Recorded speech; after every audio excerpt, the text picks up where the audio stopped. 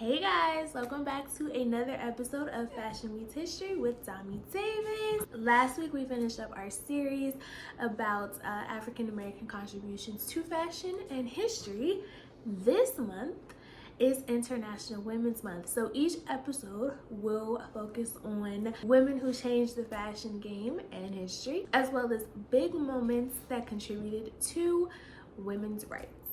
As always, before we get into the episode, please like, follow, share, and subscribe to this YouTube channel, and feel free to follow me on my other social media channels below. Without further ado, let's get into the episode. As I mentioned, it is International Women's Month, so we are talking about women, women's rights, and all of our fabulous contributions to the world. This week's episode will feature a special rendition of Fashion Friend or Foe, and the topic this week is Selfridges. Now, for those of you who don't know, Selfridges is a huge department store that was established in London in the early 1900s. I have not been to London. It is on my list. Obviously, there's so much history in England, but another reason I can't wait to go to London is to visit Selfridges. Selfridges was originated in 1909 in London on Oxford Street. Oxford Street at the time was up-and-coming real estate, and Harry Gordon Selfridge, for which Selfridges is named after, saw a little bit of the future when he purchased this prime real estate. Harry Gordon Selfridge was the proprietor of Selfridges. A little backstory on Harry. Harry is actually an American. He hails from Chicago, Illinois. Now, you might be wondering, why are we talking about Harry?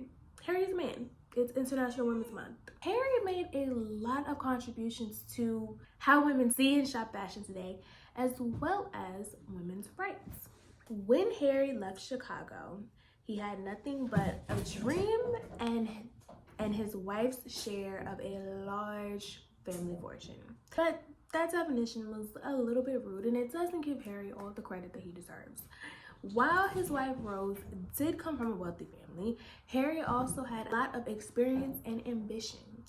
Harry had worked from a young boy in a Chicago department store and had worked his way up. He knew every part of the business. That's why when he created Selfridges, it did so well. Not only did he champion women's rights, as we'll get to a little later, he also was a champion of workers' rights. Selfridge workers were noted to have remarkably astounding working conditions. They got paid more than most people. They didn't have to live on site. Many women were hired and promoted within the company, and a lot more, but that's a lesson for another day. Selfridges was a lot different than most other department stores, I would say. Selfridges had 5 floors, basement levels, a rooftop, and pretty much every category and product and service that you could ask for. There were cafes, theaters, women's wear, children's wear, houseware, beauty,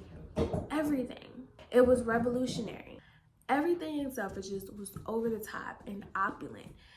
Harry pretty much coined the term, the customer's always right. Selfridges was designed to make you want to buy, but that wasn't the only thing that set Selfridges apart.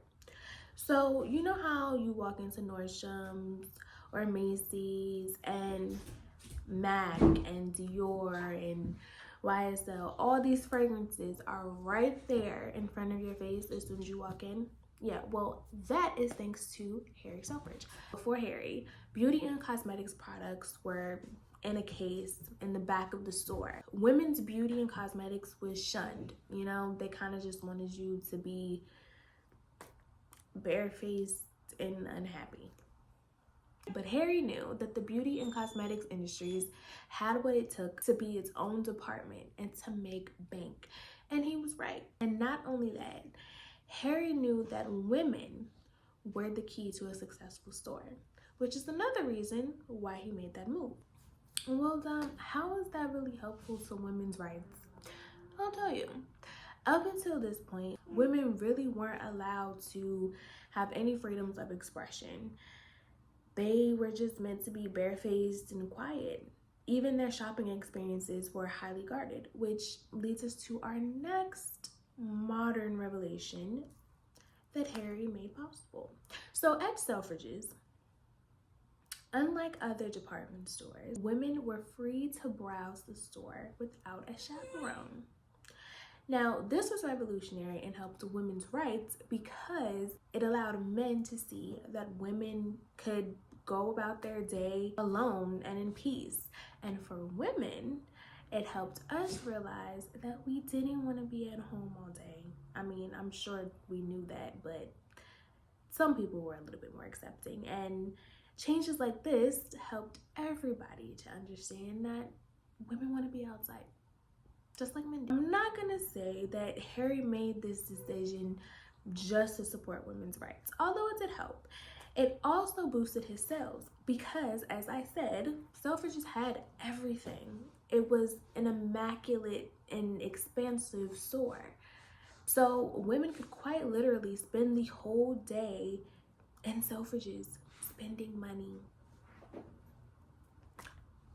Marketing genius. The next way that Harry revolutionized women's rights and fashion was with ready-to-wear. So in the 1920s, women's fashion consisted of custom dresses, right? You had everyday dresses, you had evening gowns, there were gowns for special events, but most average people didn't have all of that. And even for them, their dresses had to be made. Now, the difference was they were probably made at home by grandma instead of a designer. But nevertheless, Harry changed the game when he established ready-to-wear for women. I did a video a little while ago talking about how ready-to-wear came into existence. So basically, I'm gonna give you the rundown real quick. Ready-to-wear was established in America during the Civil War. It was established for war. See, the Union Army obviously needed to mass produce uniforms, hence ready-to-wear for men. After the Civil War, ready-to-wear took off globally and ready-to-wear was established for men's wear and later even for children. But women still had to go down the street to Betty Sue and get a dress sewn up until department owners like Harry realized that women would like to shop for actual clothing that they can just take home and wear. Now, this was revolutionary business-wise because it was a new way to shop and make money. Obviously, you're gonna attract more people in different classes when you have things that are available and they don't have to be customized and you don't have to accrue for labor and things like that and the pricing. But for women, it was revolutionary and attributed to the women's rights movement because it promoted things like the shorter skirts of the day. See, in the 20s, women were just starting to break into the working thing. It was after World War I, and many women who went to be nurses and things like that realized that they wanted to continue to make their own money. And the shorter skirts and the blouses, almost like our button downs, were a necessity for these working women. Selfridges was also the first department store to offer women's restrooms. I mean, think about that. Women couldn't even tinkle at the store until Harry was like, you know what? They deserve a bathroom too. Lastly, which is probably the most important contribution to women's rights, was the Suffragette Movement. So the Suffragette Movement was a global movement for women's rights.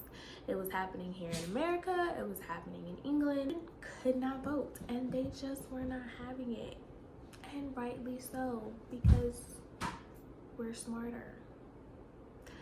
Harry, unlike most all men of his day, championed the suffragette movement through his fabulous window displays at Selfridges. Since Selfridges' conception in 1909, they were known for their magnetic window displays. I mean, the displays drew crowds from all over the world. They were unique, they were trendy, and they got people into the store. Another contribution to fashion from Harry, because that's where we get our window displays from now. Up until this point, a lot of department stores really didn't have displays. Harry used his platform to give the suffragettes a voice and to show his customers that he not only was on the right side of history, but that Selfridges was a place where they could come and champion for their own rights without fear of repercussions.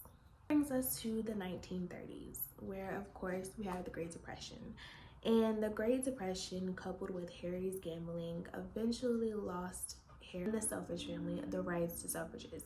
Although Selfridges still stands tall today and is a prominent and leading figure in the fashion world, its leader died in 1947, little to none of the monetary gains that he had established in those 40 years. Was Harry Gordon Selfridge a real ally to women's rights, or was he just a marketing genius? Personally, I think he championed for women's rights. Please comment below, and if you like the video, like, share, and subscribe to the channel.